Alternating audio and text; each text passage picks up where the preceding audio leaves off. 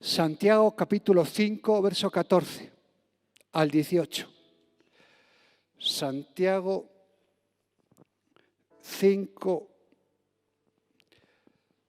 14 al 18. ¿Está algún enfermo entre vosotros? Pregunta Santiago. Llame a los ancianos de la iglesia y oren por él. Parece, o por ella, ¿no? Ungiéndolo con aceite en el nombre del Señor. Y la oración de fe. La oración de fe, fíjate, ¿no? Lo que puede hacer, ¿no? La oración de fe salvará al enfermo. Y el Señor lo levantará. Y si hubiera cometido pecados, que posiblemente los tendrías, le serán perdonados. Habla de pecados, ahora habla de ofensas. Confesaos vuestras ofensas unos a otros, dice.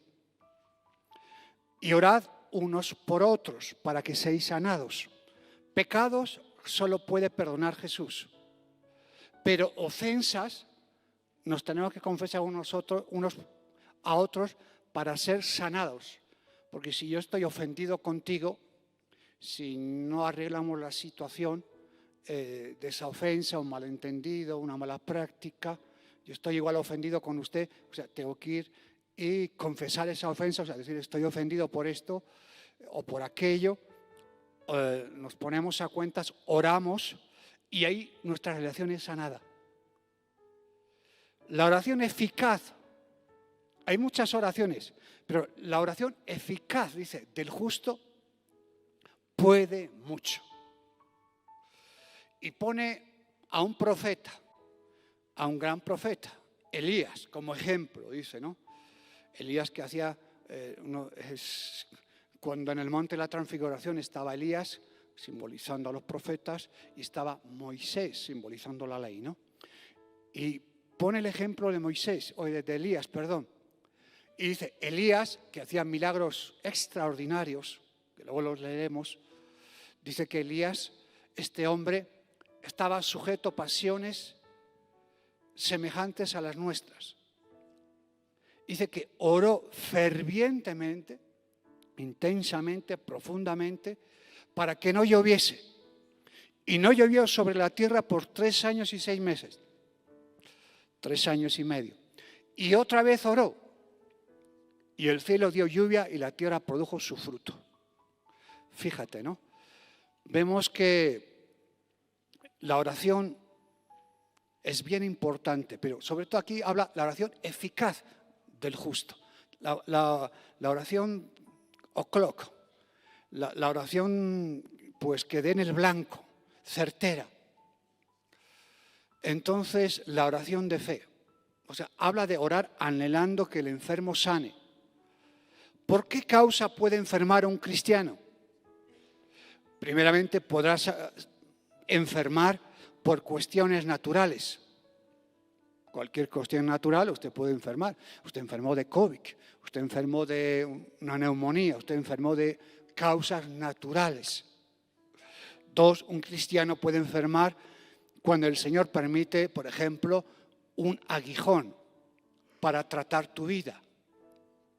En el caso de Pablo, permitió, no que Pablo estaba en pecado, hacía las cosas mal. No era eso. Las hacía muy bien. El primero que lo hacía tan bien, que uno cuando lo hace tan bien dice, lo estoy haciendo yo. Entonces el Señor también, en su sabiduría y en el trato que tenía con Pablo, dice que le produjo un aguijón en su carne, sea la vista, sea las persecuciones, sea las aflicciones que él tenía, las revelaciones tan impresionantes que él tenía. Entonces el Señor, viendo que Pablo tenía esa tendencia de soberbia y de orgullo, de enaltecerse, era un rabino de primera, entonces el Señor pues le metió ese aguijón. Entonces ese aguijón era para tratar su vida. Entonces ese trato pues le hizo bien a Pablo. Incluso él reconoció, oré 3 veces y para que no me enaltezca sobremanera Dios permitió este aguijón, oré. El Señor dijo, no, bástate mi gracia y ahí te quedas y listo. ¿Estaba en pecado Pablo? No. Pero el trato de Dios que tiene con Pablo igual no es el tuyo o el mío, o sí. Y también un cristiano puede enfermar por causa del pecado. Entonces, dice que la oración de fe salvará al enfermo, o sea, librará, sanará. O sea, Dios trabajará como Él quiere. El paralítico de Betesda, Juan 5, conocemos la historia, 38 años allí esperando en ese estanque que un ángel bajara una vez al año, movía el agua y el primero que tocaba era sano, según decía la tradición. Entonces este hombre estaba allí hasta que pasó Jesús y lo vio ahí quieto, año tras año ahí. Había miles ahí, pero Jesús se centra en este hombre y Dios lo sana y le dice: vete y no peques más para que no te venga alguna cosa peor. Entonces entendió que la enfermedad de ese paralítico era causa del pecado. Jesús otra vez está en Capernaum y había una multitud que estaba apretándolo allí. Y había un hombre paralítico que no podía salir de casa, y estaba con 4 amigos. Cuando rompe el techo con la camilla, los rompen el techo, bajan y va delante de Jesús. Y Jesús lo ve allí, con esa, ahí tumbado, los 4 amigos llevándolo ante Jesús. Y Jesús vio la fe de ellos, de los 4 o del paralítico, de todos juntos, no importa, vio la fe de ellos. Ten ánimo, hijo. Mira, le dijo: tus pecados te son perdonados, toma tu lecho y vete. Los fariseos empezaron a criticar. Posiblemente su enfermedad vino de un pecado. No dice de qué pecado, pero a veces el pecado y la enfermedad también están cerca. Otra vez Jesús, en Juan capítulo 9 también, sana a un ciego. Luego los fariseos le dicen: ¿quién te sanó? Un tal Jesús. ¿Cómo que un tal Jesús? Ese es un pecador. Eso a mí no me interesa. Yo antes era ciego y ahora solo sé que ahora puedo ver. Y los discípulos preguntan: Señor, ¿quién pecó, este o sus papás? Jesús dice: mira, ni este ni sus papás. Esta sanidad yo la tenía preparada para dar gloria a Dios. La oración eficaz, certera, puede mucho. A veces nuestras oraciones son religiosas, incluso son aburridas. Son un tostón a veces. Está mal que lo diga yo, ¿no? Pero es la verdad. A veces escucho oraciones que digo, me dan ganas de ir a dormir o salir corriendo, porque son poco eficaces, muy aburridas, muy intelectuales, muy están decorando la oración, y Dios dice: bueno, que no estás hablando con un mueble, estás hablando conmigo, que yo conozco tu corazón. No hace falta que hagas ese adorno, esa historieta con palabras preparadas, fabricadas ahí como para impresionar más a Jesús y lo haces más bonito. No hace falta que hagas ese show. La oración eficaz del justo puede mucho, punto. Si tú quieres que Dios conteste, tiene que ser la oración eficaz. Y del justo. Cuidado, vamos a ir poco a poco. 1 Corintios, capítulo 11.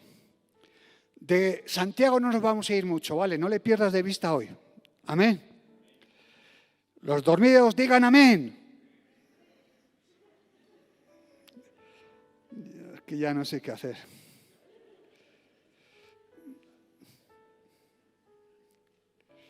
No hay que decir amén a todo. Yo puedo decir cosas que no son de la Biblia, tú no digas amén, tú dices: pastor, ¿eso cómo es? Explícame bien. Todavía no estoy mal de la cabeza, pero imagínate que un día me da un shock. Pablo, a la iglesia de los Corintios, que lo hemos estudiado hace un mes, mes y medio, la carta de los Corintios son una maravilla, 1 y 2 Corintios. Qué parecidos a nosotros son los corintios, decía yo. ¿No? De usted no, obviamente, usted tiene alas.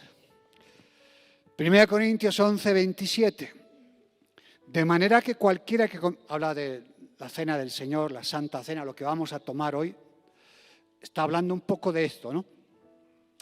De manera que cualquiera que comiera este pan o bebiera de esta copa del Señor indignamente, será culpado del cuerpo y de la sangre del Señor. 28.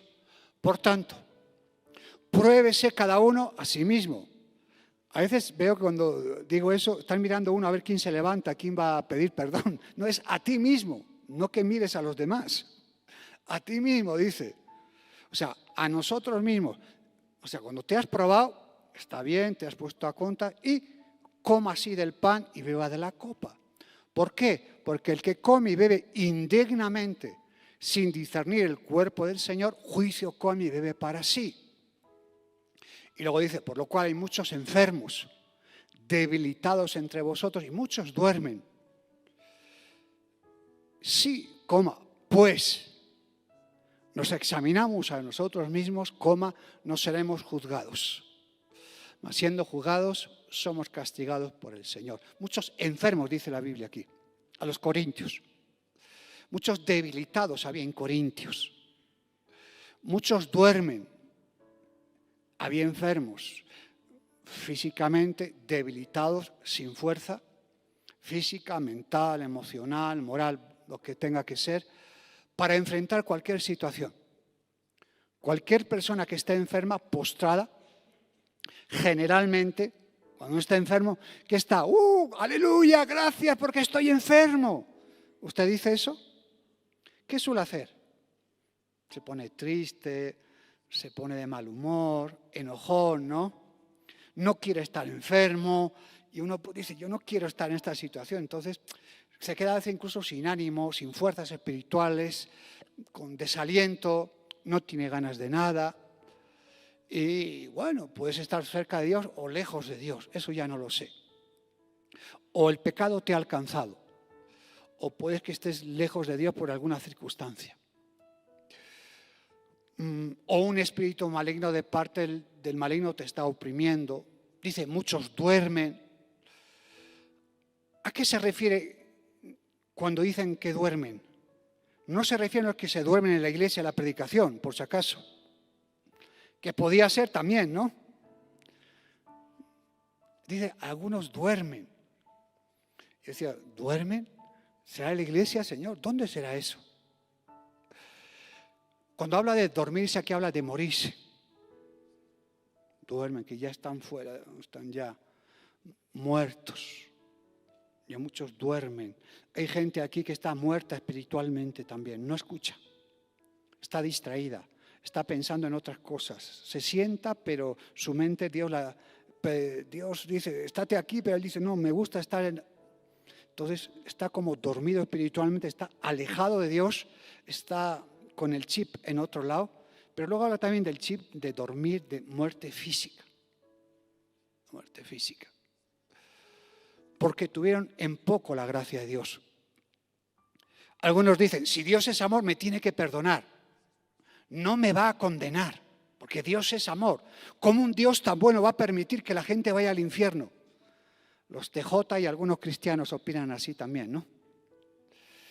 Como que ellos son más buenos y que Dios no les puede hacer nada que... Una cosa te digo, iglesia, Dios no te tiene que pedir permiso para hacer nada, amén. No, ya eso ya se ha acabado. Algunos, es que a ver si Dios me da... No, es que Dios no nos tiene que pedir permiso para nada. Tú has entregado tu vida a Dios. Tú oras diciendo, Señor, amo. O sea, cuando tú estás orando, estás diciendo Señor, estás diciendo que Señor, tú eres mi amo, tú tienes el control. Pero a veces en nuestras oraciones decimos Señor, pero luego la realidad es que queremos hacer lo que a nosotros nos conviene. Lo que más nos gusta. Y hay una lucha interna que muchas veces nuestras oraciones no son eficaces. Nada eficaces muchas veces. Entonces, es que estoy orando y no pasa nada. Es obvio.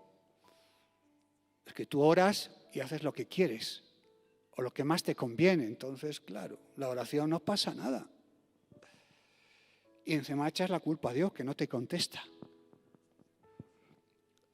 Entonces, si Dios es amor, me va a perdonar si me arrepiento, si no, no. Y si me va a condenar, Él sabrá. Yo voy a hacer mérito para que eso no ocurra. Algunos cristianos que andaban en pecado se dormían, o sea, morían allí en los Corintios. Claro que sí. Y puede pasarnos a nosotros también. Yo me acuerdo en un entierro que fui, un hermano que murió. El hermano que murió era malo de verdad, con malas actitudes, en su familia golpeaba, robaba, hacía las cosas muy mal, la verdad. Y se murió ese hermano, ¿no? Y en el sepelio, o en el donde se va, ahí Miraflores, ¿no? ¿Cómo se llama?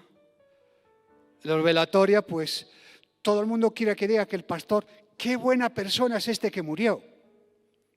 Pero no podemos mentir. Esa persona no fue buena. Y encima decimos, esta persona va a ir al cielo. Decimos dos mentiras, no una. Una que fue buena y dos que va a ir al cielo.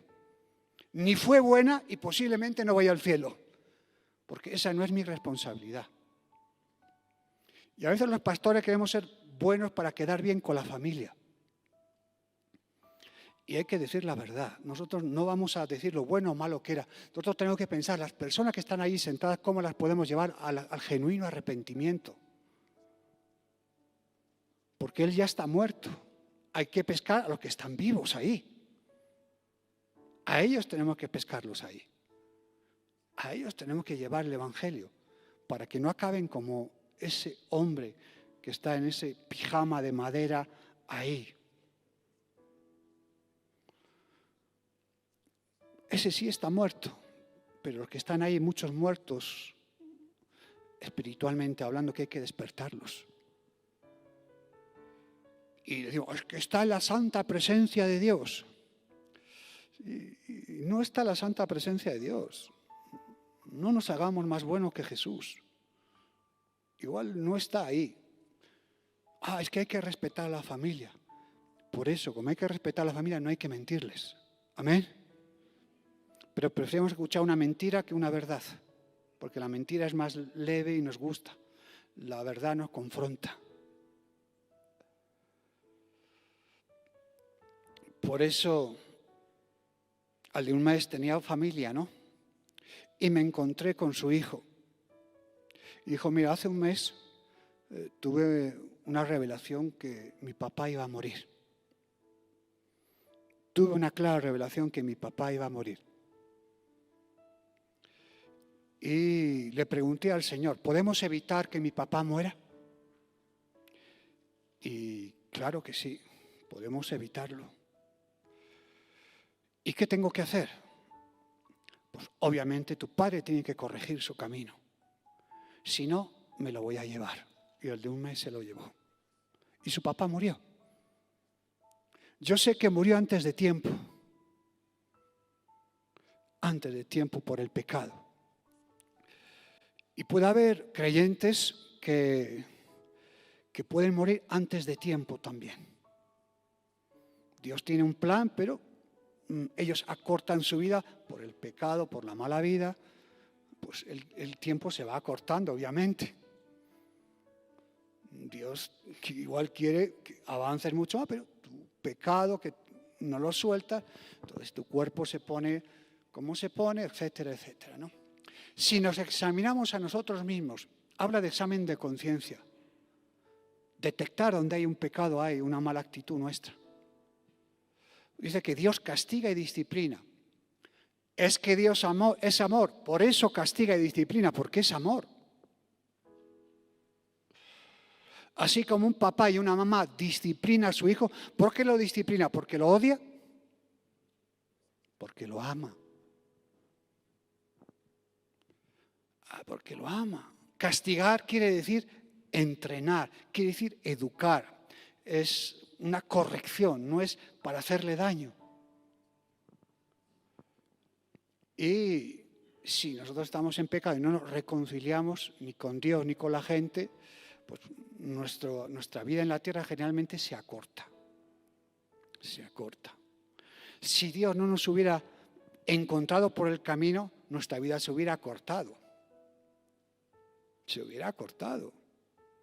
porque el pecado, la maldad nos hubiera hecho sándwich.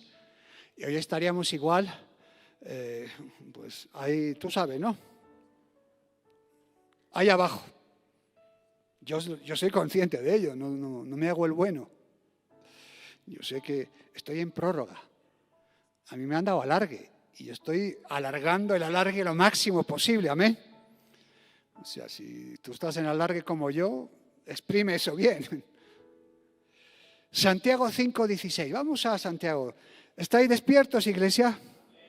Menos mal que 2 o 3 me dan ánimo.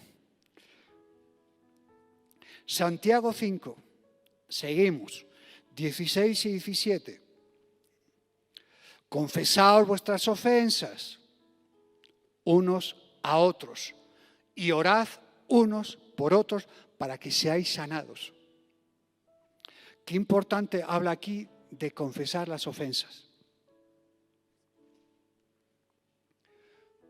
Es importante, dice. Y luego habla de Elías, ¿no? Solo Dios perdona pecado, está claro. Pero las ofensas las podemos tratar tú y yo, o tú y otra persona. El hijo pródigo, cuando recibió esa herencia, que no le correspondía además, las herencias se dan generalmente cuando uno muere, y en el contexto judío el mayor, él era el menor, recibía la mayor parte de la herencia. Pero no sé por qué que el padre, no sé si porque se puso bruto, el papá dijo, bueno, toma, no lo sé, el caso es que se lo dio. Pero lo que sí sabemos es que lo malgastó todo y fue un desastre. No sabemos el tiempo que estuvo fuera, si fue un mes, un año, 6 meses, pero el dinero fácil se gasta pronto. Eso está claro. Lo que no te ha costado, lo gastas más rápido. Y acabó muy mal. Acabó con mucha hambre, con mucha desilusión, lejos de Dios, lejos de su papá. Cuando uno quiere sale de la iglesia o sale de la presencia de Dios, busca ir lo más lejos posible para pecar y nadie lo vea. Generalmente a otros les da igual, ¿no? Empiezan a pegar gritos a la puerta de la iglesia. Pero si tienes un poquito de vergüenza, lo haces lejos.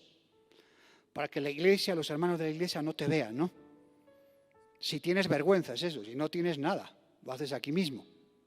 Pues se fue lejos también porque tenía un poquito de vergüenza. Y retornó. Volvió en sí. O sea, quiere decir, es como si estaría con un velo y ese velo fue retirado. Volvió en sí, se dio cuenta, se arrepintió de lo que había hecho. Y si no nos volvemos en nosotros, si no hay un arrepentimiento, si no nos damos cuenta del daño que hemos hecho, si no nos damos cuenta de la mala actitud que tenemos, entonces no podemos cambiar. Y solo esa obra lo puede hacer el Espíritu Santo. Si tú quieres evangelizar a alguien y que se arrepienta, la obra tiene que hacer el Espíritu Santo. Si la haces tú, va a durar 10 minutos. Pero si hace el Espíritu Santo, va a ser genuino. Con Zaqueo, baja, hoy voy a comer en tu casa. Todos murmuraban, Jesús, comiendo en la casa de un pecador que nos roba, que mira, no habló con Zaqueo, no le dijo que se arrepintiera, sino la presencia de Jesús. El amor que mostraba a esta persona, a Zaqueo el recaudador, no era un simple recaudador, era jefe de publicanos. ¿Cuánto no había robado? ¿Cuánto no había maltratado? Pero Jesús, con su presencia, con el amor que le trató, ese hombre se levantó Jesús y dijo, ay amigo, este hombre, ¡fua! Y empieza a decir, mira, yo he robado. Es más, dice, si he robado algo, voy a devolver cuadriplicado a las personas. Y Jesús dice, hoy ha venido la salvación a esta casa, porque este también es hijo de Abraham. Cuando es algo del Espíritu es genuino, verdadero. Hay muchas conversiones, entre comillas, poco genuinas, veo yo. Con mucho respeto os digo, algunos. poco genuino. Poco o nada. En algunos. Cuando hay un arrepentimiento, ay amigo, eso se nota a leguas. Tu actitud es otra. Tú ya no estás recibiendo, tú ya quieres dar. Si tú te quieres solo recibir, ¡ay! Ese arrepentimiento tan dudoso. ¡Ay! ¡Ay, ay, ay! Y fíjate, ¿no? Iré a mi padre y le diré, el hijo pródigo, Padre, he pecado contra el cielo y contra ti. Y me he dado cuenta que no solo es contra ti, sino contra Dios. Entonces, cuando usted tiene una mala relación en su matrimonio, dice la Biblia que tus oraciones son estorbadas. Cuando tú tienes un problema con tu esposa y no resuelve, tú estás orando, tu oración no llegó ni al techo de tu casa. Y la Biblia lo dice, los apóstoles. Igual, ¿no? Si la esposa tiene mala relación con su esposo, sus oraciones son estorbadas. No van a ningún lado. Por eso el Señor dijo, amarás a tu esposa. Y la oración de fe sanará al enfermo. Si tú tienes un problema matrimonial con mala relación, estás orando, muchas veces tus oraciones se quedan allí, ahí. Entonces, la oración eficaz del justo puede mucho. La oración eficaz del justo, podríamos decir, esa petición, esa súplica, ese ruego eficaz, eficiente, opera a favor de ese necesitado, de ese enfermo. Del justo, fíjate, ¿no? Ya, pero los budistas también oran, los musulmanes oran, también. Los católicos también oran a las imágenes. Hay mucha gente que ora, otros le llaman rezar, otros le llaman con otro nombre, a dioses, santos. La oración eficaz del justo, la oración, diríamos, inocente, alguien que no es culpado de nada,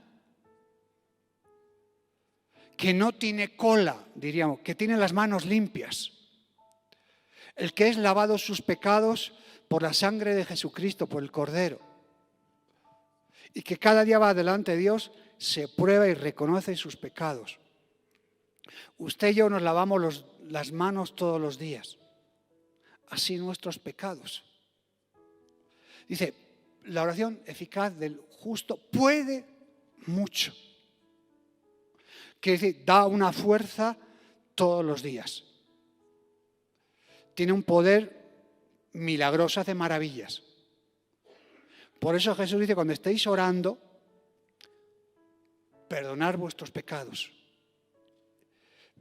perdonad vuestras ofensas. Y si tienes algo contra alguien, ponte a cuentas. Ponte a cuentas. Un día los discípulos le dijeron a Jesús, Señor, enséñanos a orar. No les enseñó a predicar, pero sí a orar. Fíjate, ¿no? Y cuando ustedes oren, ya les da el parámetro del Padre Nuestro. Les da, mira, este es el parámetro de la oración, les dice. No que lo repitas como un loro, sino el parámetro. Porque dice, no oréis con vanas repeticiones, sino este es el modelo. Padre Nuestro que estás en los cielos, santificado, hágase, venga, haga en la tierra como. O sea, no solo aquí, sino en el cielo, dice, ¿no? No solo en la iglesia, sino en tu casa. En todos los lados. Y habla de Elías. Yo no sé por qué puso el ejemplo de Elías, ¿no? El Santiago, ¿no? Santiago 5:17, ¿no? Y Elías era un hombre sujeto a pasiones semejantes a las nuestras. O sea, que tenía luchas parecidas a las nuestras, dice. O O sea, tenía deseos carnales, concupiscencia, pero a pesar de eso era un hombre santo. ¿Te das cuenta, no? Es que yo nunca llegué a ser... No, es que tenía luchas, dice también. Pero tenía esa lucha, pero esa lucha no le invadía, la mantenía a raya. ¿Te das cuenta, no? No le superaba. Y oró fervientemente que no lloviese, y no llovió sobre la tierra por 3 años y 3 meses. O sea, tenía las mismas tentaciones que nosotros, pero arreglaba sus cuentas con Dios. ¿Y cómo oró Elías entonces? Fervientemente, dice, intensamente, profundamente, diríamos. Oraba desde lo profundo de su corazón. O sea, la oración no era oración para quedar bien. Hermanito, ora, levanta una oración. No, no era eso. Él, desde lo profundo de lo que había ahí dentro, sacaba y iba delante de Dios a orar. No se me olvidará un culto de oración que tuvimos aquí hace años, de varias congregaciones. Vinieron unos, oraban como loro, unas oraciones largas, prefabricadas, maquilladas. Bueno, eran unas oraciones que eran un bochorno de adornos que ponían, ¿no? Un bochorno. El espíritu hasta se ponía mal. Había un hombre que no era ningún erudito de la Biblia, no era ningún pastor, ningún copastor, ni nada de eso. Era un hombre que recién comenzaba el Evangelio e hizo una oración que me llamó la atención y nunca se me olvidará. La oración de esos eruditos se me olvidó al momento, pero la oración de ese recién convertido dijo: Señor, somos peor que nada. Miércoles, me llegó tanto esa oración. Somos peor que nada. Y los otros, unas oraciones que parecía que eran angelillos. Dios se apiadó de ese hombre en ese momento, porque dijo una verdad que no dijeron todos esos eruditos religiosos. Somos menos que nada. Somos polvo. No licenciados, somos polvo, hermano. No eres licenciado, eres polvo como yo. Antes que licenciados, pastores, profesionales, somos polvo. A ti te hizo del polvo como a mí, amén. ¿O a ti te hizo licenciado? Te hizo polvo. Y del polvo sopló y entró aliento de vida. Y luego cuando Dios dice, este aliento de vida lo recojo, ¿qué pasa? Que sigue siendo polvo. Los huesos se hacen polvo. ¿Te das cuenta, no? Nosotros con aires de grandeza por ahí. ¿Aires de grandeza de qué, iglesia? ¿O tú no eres polvo? Eres polvo, igual que yo. Esos aires de grandeza no te van a llevar a ningún lado, sino al polvo otra vez. Al polvo, ahí. Tu casa, tus carros, tus cuentas bancarias, al polvo. Tus hijos se harán cargo de todo. Lo harán bien o mal, eso ya Dios lo sabrá. Aleluya. Nos hemos bajado ya del pedestal. Ya estamos. ¿Estamos abajito? Bien, ahí es donde tenemos que estar. A los pies de Jesús, abajito. Ahí, cerquita de Él. A sus pies. Ahí, escuchándolo, humillándonos. Ahí cerquita. Para que no te subas, no te subas, no te subas. Porque somos tendentes a subir. La vanagloria. Ahí, ahí. Acabamos, Primera Reyes 16. ¿Qué hacía entonces Elías? Este hombre, ¿qué hacía? Primera de Reyes, capítulo 16.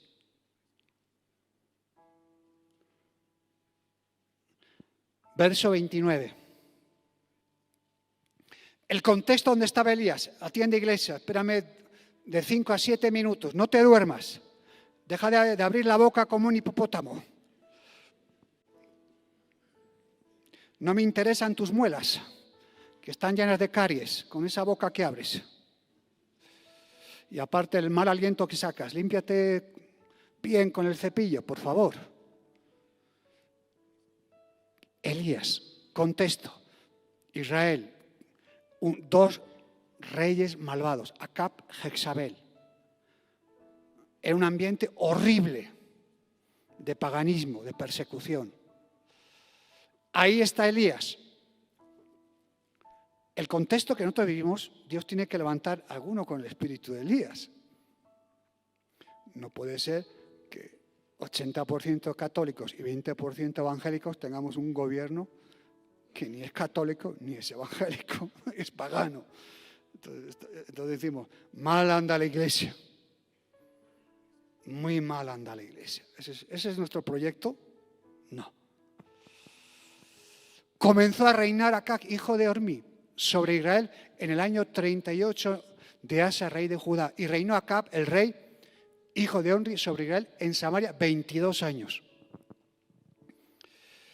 Fíjate, e hizo lo malo ante los ojos de Jehová, más que todos los que reinaron antes que él. O sea, este rey no hacía lo malo, hacía lo malo. No lo malo, de lo malo, lo más malo. Era un campeón haciendo lo malo. Y su esposa igual. Acaba adorando con su esposa, pues eso, a Asera, un montón de ídolos que allí había. Y reinó 22 años. Su mujer quería hacer un templo a Asera. E hizo los pecados más horribles de los reyes de Israel. Y provocó el enojo de Dios. Primera Reyes 17:1. Ahí. Entonces Elías, el profeta tisbita, porque era de esa ciudad o ese pueblo, que era de los moradores de Galaad, dijo al rey: vive Jehová Dios de Israel, cuya en presencia estoy, que no habrá lluvia ni rocío en estos años, sino por mí. La palabra que salía de la boca de Elías era palabra de Dios. No era una palabra para agradar, era palabra de Dios. ¿Dónde usted va a conocer la voluntad de Dios? ¿En el cine? ¿En la discoteca? ¿Dónde? Si nosotros vamos a la presencia de Dios siempre con esa suciedad, con esas amarguras, imagínate. Y todavía reclamas a Dios. Y Dios trae juicio sobre el rey Acab por la palabra. No va a llover 3 meses y algunos meses más. O sea, por la palabra, por la oración, por la petición de Elías. Dios decide castigar a Acab e Israel. Fíjate, 18:1. Primera Reyes 18:1.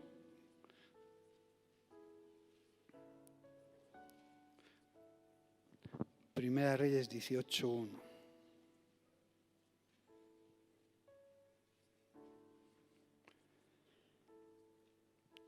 Y Primera Reyes 18:36. Dice así: pasados muchos días vino palabra de Jehová a Elías en el 3er año y diciendo: ve y muéstrate al rey Acab y yo haré llover sobre la faz de la tierra. Primero sequía y luego le dice: para que vea que tú tienes el respaldo de Dios, ahora vas a decir que va a llover.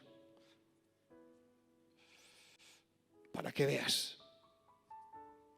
Aquellos que toman la gracia de Dios muy a la ligera, cuidado. Dios abre y Dios cerró. Por la oración de Elías.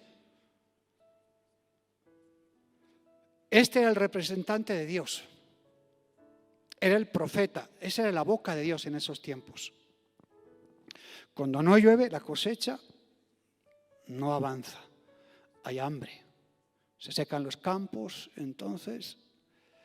Y se humilló Elías y oró.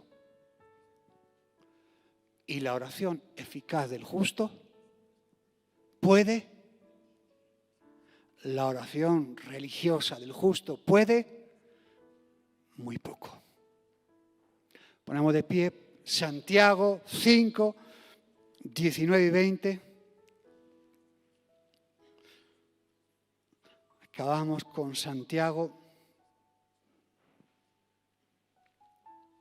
5. Hermanos, habla la iglesia.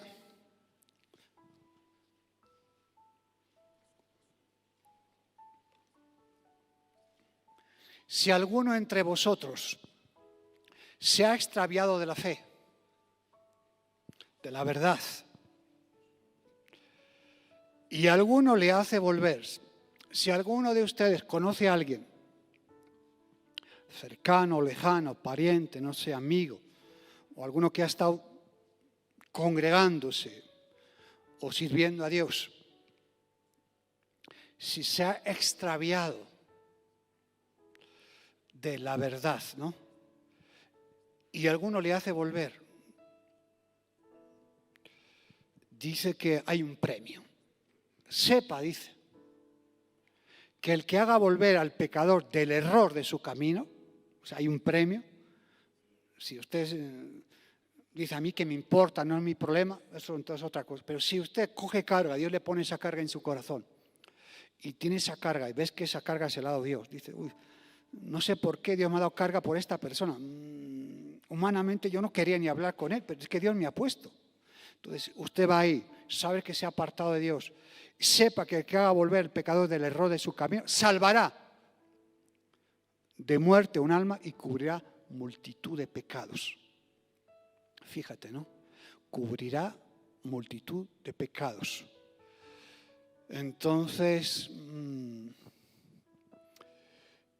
hay un premio cuando tú y yo hacemos esta labor también. Lo que no quieras es hacer las cosas mal toda la semana y con una oración de 5 minutos se arregle todos tus problemas. Eso está mal también. Tienes que arrepentirte. Tienes que volver a Dios. Tienes que reconocer tu maldad y tu pecado. Y reconocer que realmente a Dios lo has enojado por tu capricho, por tu orgullo, por el mal corazón que tienes. Y ese corazón tiene que volver a Dios para que Dios lo ponga recto. Para que lo ponga recto, tienes que agachar la cabeza, agachar tu corazón y pedir que te dé un genuino y verdadero arrepentimiento. Y sobre todo, una verdadera conversión.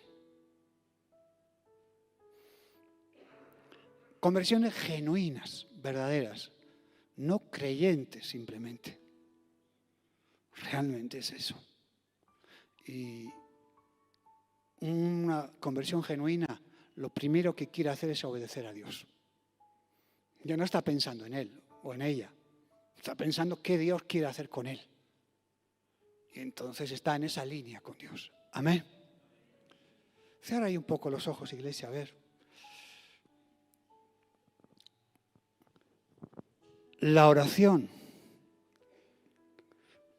eficaz del justo puede mucho. Yo quiero esa oración para mi vida.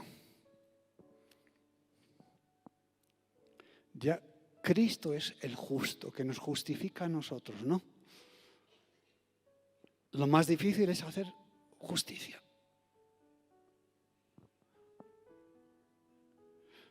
Vemos los reyes de este mundo, los gobiernos, lo injustos que son. Vemos que nuestro corazón tampoco es justo.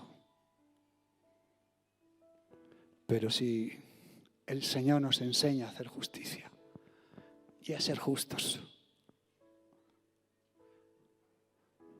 trata a los demás como te gustaría que te trataran a ti. Ahí empiezas a ser justo. Con la medida que juzgas, se te va a medir a ti también. Si tú juzgas a los demás con una vara muy grande, a ti con una vara pequeña, eres injusto.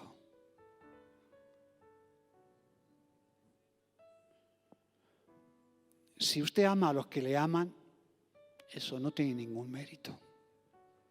Pero si tú amas a esa oveja dura que se cae continuamente y tú estás en disposición de ayudarla y levantarla, ahí vas a demostrar el amor de Dios, porque dice que el amor de Dios no busca lo suyo. No está pensando en cómo salir bien, sino no está pensando en eso.